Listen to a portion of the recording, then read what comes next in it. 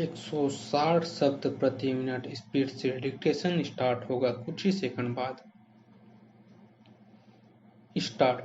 सभापति महोदय, आग लगने के बाद कुआं खोदने की जो प्रथा है वह बंद होनी चाहिए। मैं समझता हूँ कि पहले जो राजा थे वे समझते थे कि दूसरे लोग प्रशिक्षण नहीं ले सकते हैं, लेकिन सवाल यह नहीं है। सवाल है देश में नया अनुशासन पैदा करने का तथा नई सेना खड़े करके हमें प्रशिक्षण देना चाहिए।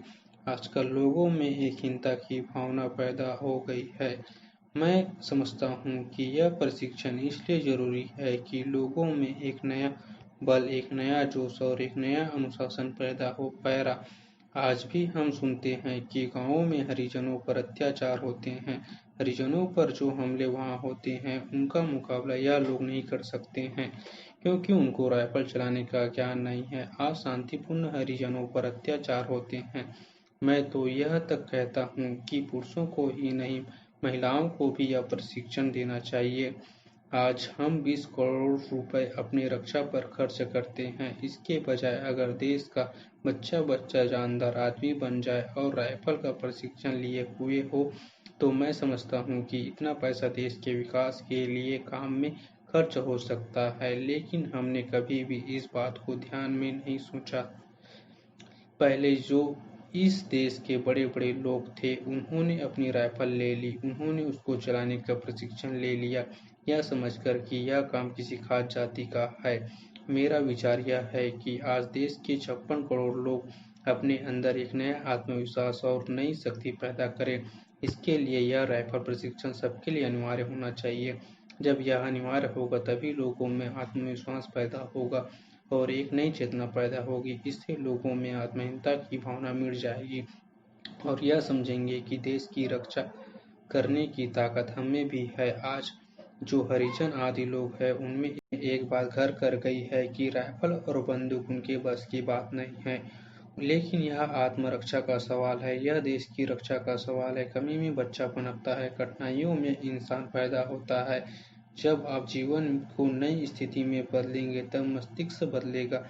इसलिए मैं कहता हूँ कि देश के लोगों को यह प्रशिक्षण देना होगा। प्रधानमंत्री ने आज घोषणा की कि किसी राष्ट्र को इस बात की अनुमति नहीं दी जाएगी कि वह हमारे राष्ट्रीय विचार और हमारी जीवन पद्धति पर प्रभावी हो। पैरा। श्रीमती गांधी राजधानी के उन नागरिकों को एक विशाल रैली में बोल रही थी जो उन्हें बधाई देने के लिए आए थे। श्रीमती गांधी ने कहा, हम सभी राष्ट्रों से मैत्री चाहते हैं, लेकिन हमारा देश जिस रास्ते पर चलेगा वह वही होगा जिसका निश्चय बिना किसी विदेशी राष्ट्र या शक्ति के प्रभाव के हम करेंगे। उन्होंने कहा कि हम अंतर्राष्ट्रीय समुदाय से सहायता चाहते हैं, परंतु देश का भविष्य मुख्यतः उसके अपने साधनों, स्रोतों तथा इच्छा शक्ति पर निर्भर होता है। श्रीमती गांधी ने आत्मनिर्भरता तथा सामाजिक बुराइयों के उन्मूलन की आवश्यकता पर बल देते हुए कहा कि लोगों को उन ताकतों से गुमराह नहीं होना चाहिए जो हमारे देश में हर नए विकास का विरोध करती है।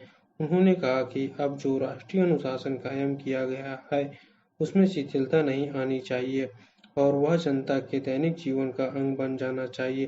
पर उन्होंने इस बात को पुनः दोहराया कि राष्ट्रीय एकता, अखंडता, अनुशासन और सहयोग से ही देश आत्मनिर्भरता हो सकता है और उत्पादन बढ़ सकता है। उन्होंने कहा कि समाजवादी समाज के राष्ट्र का निर्माण कार्य जिसमें हर अमीर गरीब, हर जाति के, हर धर्म के व्यक्ति को समान अवसर उपलब्ध हो, केवल रातों रात पूरा नहीं हो सकता। इस लक्ष्य को पूरा करने के लिए देश के हर नागरिक को जुट जाना चाहिए। यदि कुछ लोग या एक धर्म के लोग या कोई राज्य अपनी मांगों से कुछ प्राप्त कर ले तो उससे लक्ष्य पूरा नहीं हो सकता। यह तभी हो सकता है जब सारे राष्ट्र के स्रोतों का समान वितरण हो और हर एक नागरिक राष्ट्र के प्रति अपने कर्तव्य का पालन करे। पर आपात स्थिति के कारण की चर्चा करते हुए श्रीमती गांधी ने कहा कि कुछ लोगों ने, जिन्हें जनता का समर्थन प्राप्त नहीं था, बल्कि कुछ छात्रों, कुछ शहरी लोगों और कुछ बुद्धिजीवियों तथा समाचार पत्रों के एक वर्ग का समर्थन लेकर जनता के अभाव, महंगाई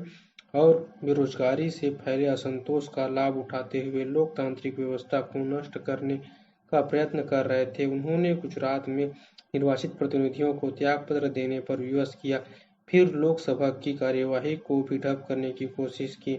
एक विशेष नेता ने कहा था कि हम प्रधानमंत्री के निवास स्थान का घेराव करेंगे। स्टॉप डेली इसी तरह के न्यू डिक्टेशन पाने के लिए इस चैनल को लाइक, शेयर एंड सब्सक्राइब करना ना भूलें। Thanks for watching.